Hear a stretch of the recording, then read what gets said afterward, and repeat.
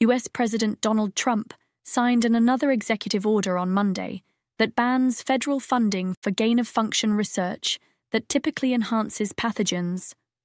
The order paused any research using infectious pathogens and toxins in the United States that could be dangerous to citizens until a safer, more enforceable, and transparent policy governing such research can be developed and implemented.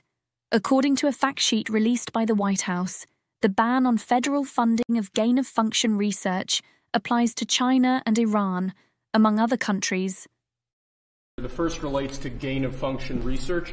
Gain-of-function research is a type of biomedical research where pathogens are adulterated, viruses are adulterated to make them more potent or to change the way that they function. Many people believe that gain-of-function research was one of the key causes of the COVID pandemic that struck us in the last decade. What this executive order does, first of all, it provides powerful new tools to enforce the ban on federal funding for gain-of-function research abroad. It also strengthens other oversight mechanisms related to that issue and creates an overarching strategy to ensure that biomedical research in general is being conducted safely and in a way that ultimately protects human health more.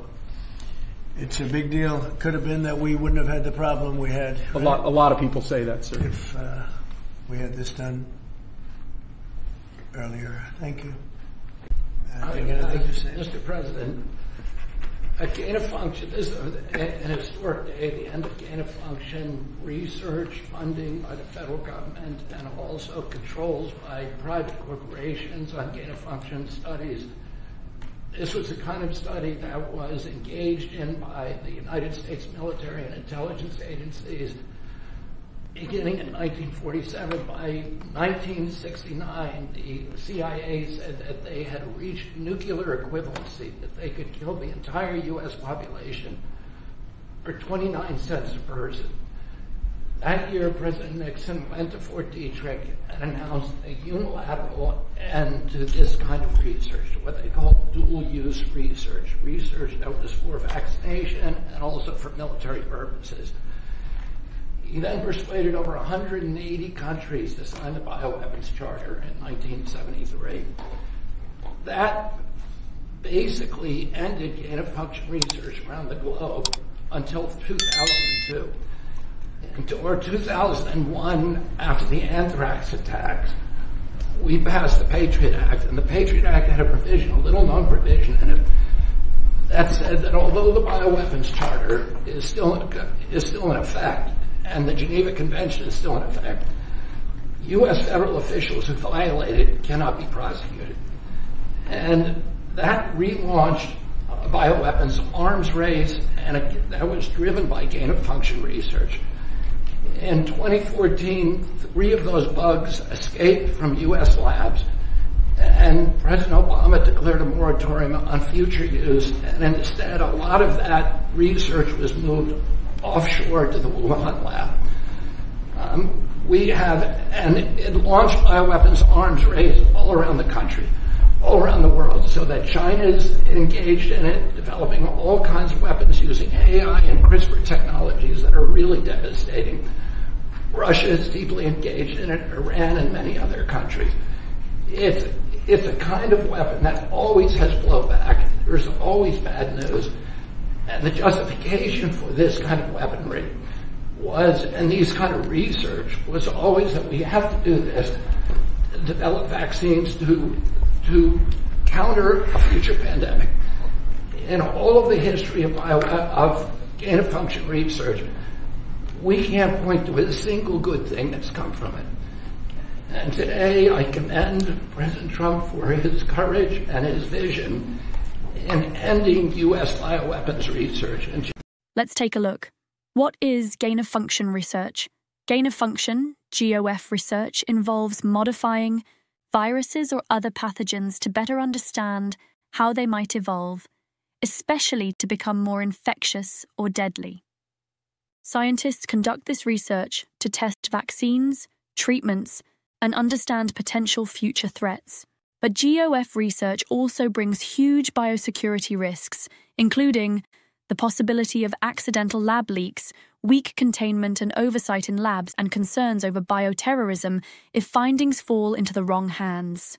Gain-of-function research studies enhancements to pathogens such as avian influenza, SARS, and the Middle East Respiratory Syndrome, or MERS viruses.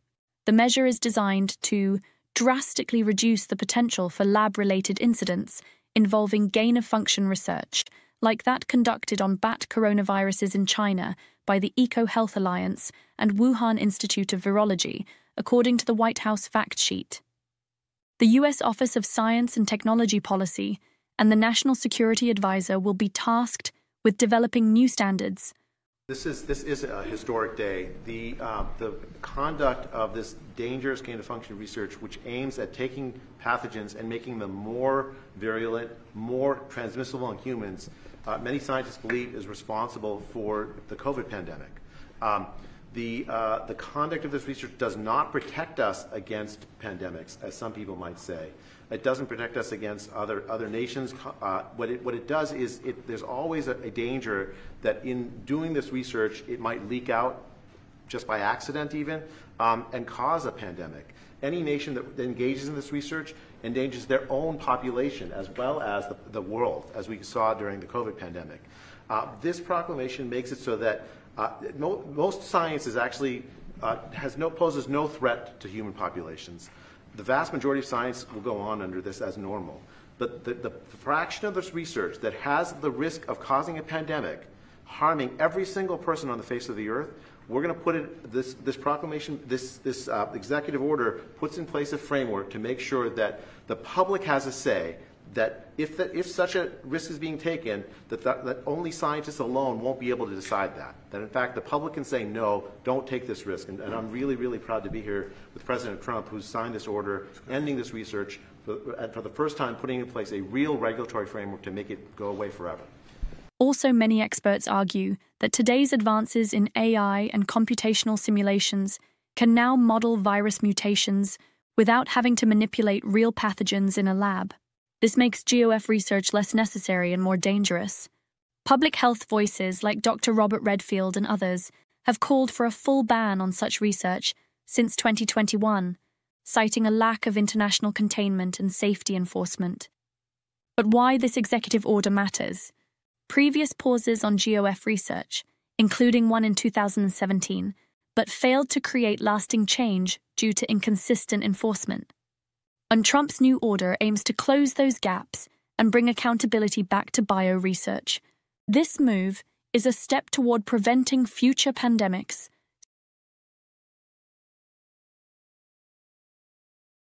safeguarding the public, and reducing the risk of biological disasters.